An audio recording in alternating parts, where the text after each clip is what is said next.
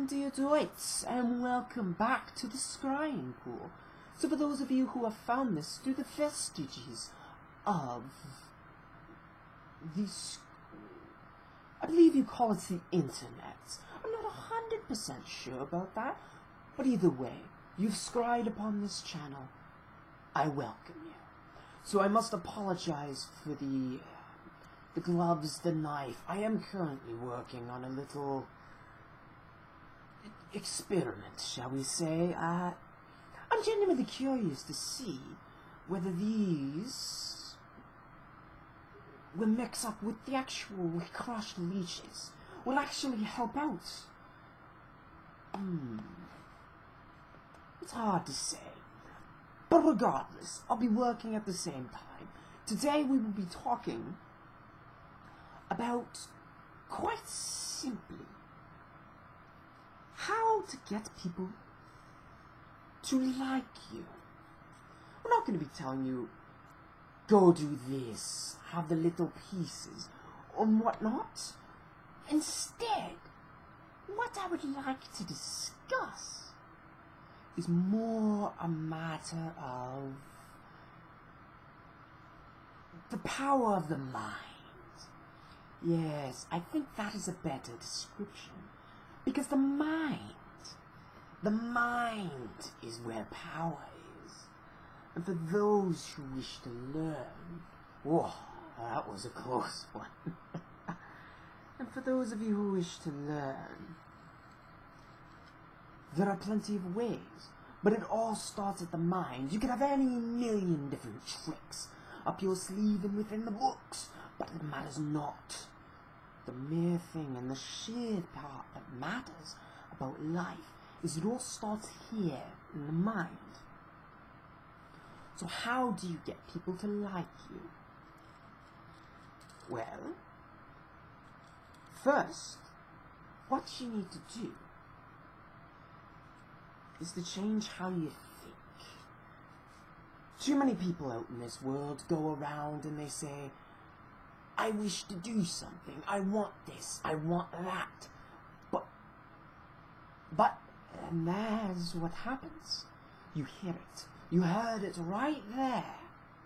But, so today, what I want every one of you who have scryed across this to start to learn and realize, stop saying,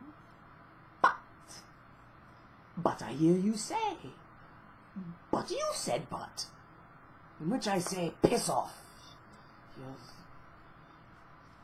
Yeah, but people sit down and they hear, I like that girl, I would like to go ask her out, but what if she rejects me? And the answer is, so? I know that's an easy way to say it, but who cares? You got your answer, you can move on. But people don't see it that way. And that is the unfortunate bit. One needs to start with the, how you say, assumption. Yes, I believe that is the correct word. The assumption that you are, in fact, correct. That you will be okay. That is the assumption one needs to go through. However, people do not go in with that assumption. They go in with the opposite. The assumption that you're nothing. That, what if I'm wrong? What if this happens? Well, the answer is quite simply, assume it's a yes. If you go around and assume it is a yes, you'll exclude the confidence needed for you to grow. And if you exclude the confidence that the answer is yes ahead of time, what what you will find is that majority of the time, most people will feel that aroma of confidence that comes off of you, just simply because in your own mind you've said, this person already likes me. That's what you need to do. If you're ever worried about whether people currently like you, assume they already do. Assume they do. They haven't told you otherwise, so why would you believe otherwise? If you can change your mindset to accept this sheer, simple fact, you will go far in life. People will tell you, as with my previous episode, grow thicker skin. Some people won't like you. I mean, as I've even told you, I probably don't like you. I haven't met you, but if I did, I'd probably shake your hand, get your name, and then tell you to go pike off, because I probably don't like you. That's just life. Now, I've told you that. But you didn't know that before I told you that.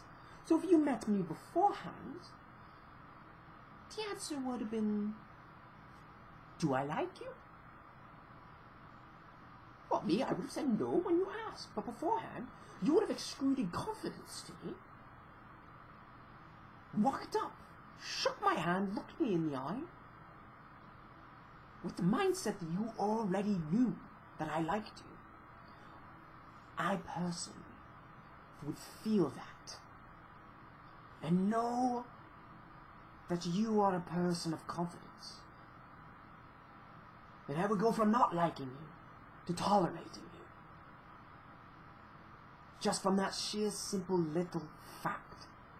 I would tolerate you because you're going up to shake my hand, which means you're probably going to be another one of my, how we say, patients, yes. So, if you shook my hand, I know you're probably going to get the plague, in which case I would tolerate your presence around me. Now, that leads into the other part. You assumed that people liked you. Most people won't tell you otherwise. I'm an exception because I'm, for lack of a better word, a bit of a cunt. There's no other way of describing that. So I'm an exception to the rule. But most people out there are actually too afraid to realize, to say it out loud, that they do not like you. And if you do find someone that tells you that, well, the first thing you should probably do, I mean, I don't know about your life, but in my time period, we usually just take our knives and draw them and end up in a little skirmish. I don't know about your time period, but is whenever you're looking at this, but beware the laws. I mean, apparently stabbing people isn't seen as nice as it once was before. I mean, what's a stab among friends? You go up and say, hey, Billy, let's see who pays for the pints today. Stink. Oh, it seems like it's you. Good fun, good fun. Brings back good memories of the game Knifey Spoony. So, in your time, be careful with that. You may have to just be more tolerable. And you may just have to take it and ignore them. Grow thick skin. That's what you need to do. And that's another point that I didn't say before of why you need to grow thick skin. It's a lot harder for a knife to penetrate thicker skin. I mean, like, it's hard. If you have basic baby skin, it's like right through the man here. It's nothing. I mean, I know I have onions sitting there and a couple of other questionable ingredients, but I love the little squish noise it makes. It's quite nice. I'm getting a little off topic here, but it's part of my job, really. I enjoy my job, as you can tell. But extruding that confidence is very important for you. Because most people won't go out of their way and tell you that they don't like you. And in which case, it is important for you to continue on with your life, knowing that most people won't tell you. So what are you worried about? Most people are too afraid to tell the truth. Seriously, try it and think back to your own life. How many times have you been asked a question? Something from a good friend. You know you don't like it. You know you don't want to sit there and do that thing to help them. But you're too afraid to say no. So you sit there and listen to them babble on for the next hour and however long you sit down and wait. I usually just give a backhand and go to the bah. No. If you can do that one thing, assume people like you and assume people will accept your answers, then they will. I mean, you'd be surprised. You would be honestly surprised at the amount of people that will actually respect you just for the simple fact of telling your mind. Assuming ahead of time that they like you, you will be surprised at the amount of people that will actually start to like you. It's amazing. I do not know why. Nobody really knows. I mean, the mind is an enigma in itself. It is weird, yet fascinating.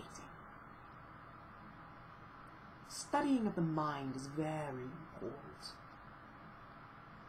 Not only is it important to see where the plague comes from, it is also important to see your reasonings as to why you do things, as to why you hold yourself back.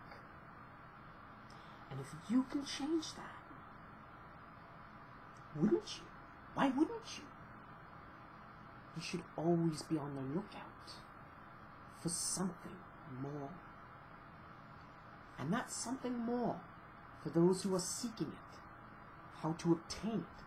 The very first step is to assume that you will be okay. If you're worried about if you fail at a certain task, and the answer is, you'll be okay in the long run. I mean, the first step to success, whenever you do anything the first time, is failure. Try and ride a horse. Very first thing that's going to happen is you're probably going to fall off of the horse. The real test of the matter is, you will get back on. It is not thinking that I will not fall off the horse, for that is absolutely asinine to believe. No.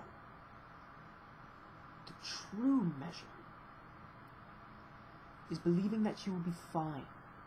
Believing that you will, in fact, be able to ride that horse. By the end of this day, not even day, the end of this task that I begin, I will succeed. It is about not having that single ounce of doubt within your mind. If you have 1 ounce of doubt within here,